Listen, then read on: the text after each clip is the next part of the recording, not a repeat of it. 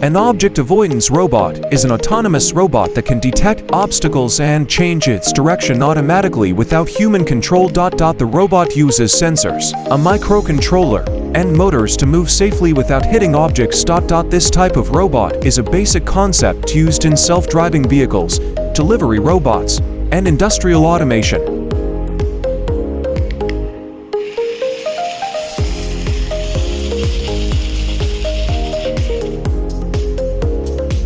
The robot moves forward continuously while the ultrasonic sensor sends sound waves to detect obstacles, and when the waves hit an object they reflect back, allowing the sensor to calculate the distance. If the distance is greater than 20 centimeters, the robot keeps moving forward, but if it is less than 20 centimeters, the robot stops and the servo motor rotates the sensor to scan the left and right sides. After which the ESP32 compares both distances, selects the direction with more free space, turns the robot in that direction, and continues moving forward.